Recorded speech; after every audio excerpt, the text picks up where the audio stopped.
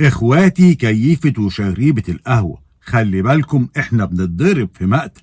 القهوة بتتغش.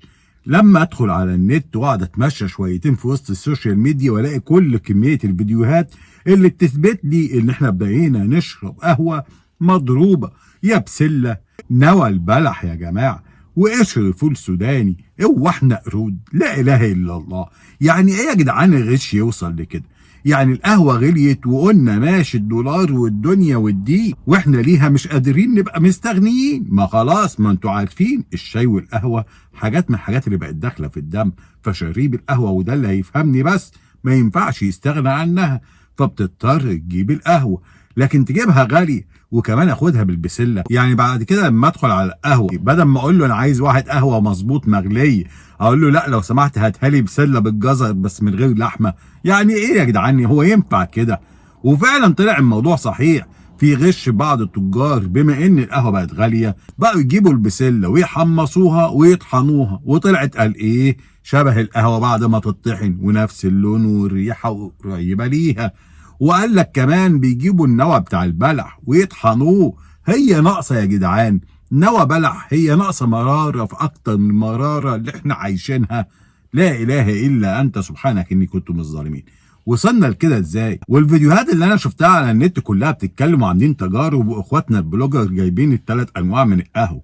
يعني قال لك ان انت تقدر تميز بين الثلاث وشوش ازاي؟ قال لك الوش بتاع البسله بيبقى زياده شويتين، ما هي بسله بقى بتعمل رغوه عشان القشره بتاعتها. وقال لك بتاع نوى البلح بيبقى اقل شويتين وما بيسقطوش، يعني بيفضلوا على الوش عايمين. وقال لك بتاع القهوه العاديه اللي احنا عارفينه مهما كان تخين الوش فبيبقى يعني معقول شويه. ونسيت اقول لكم عشان يعملوا الوش الجامد ده مع مسحوق البسله اللي بيحطوه لنا في القهوه او نوى البلح بيحط عليه سنه بيكربونات. وعارفين البيكربونات اللي بتتحط مع الطعميه عشان تنفش ومع العجين والكلام ده، هم بينفشوا بقى وش القهوه بيها. فتقدر تميز ازاي يا مؤمن؟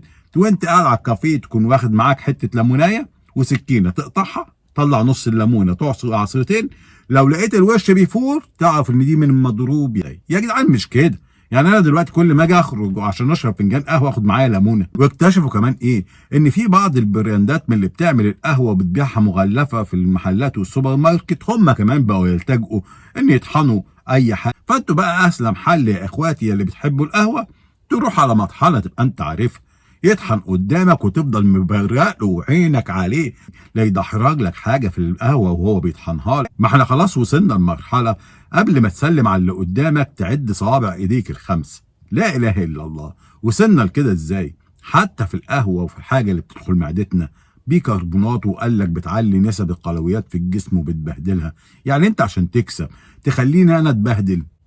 ربنا يلطف بيا وبيكم. وخلي بالكم يا جماعه، اللي بيشرب قهوة زي حالاتي يشوف مكان يكون مضمون. مفيش حاجة مضمونة في الزمان ده. سلام عليكم، تتمسوا بالعافية.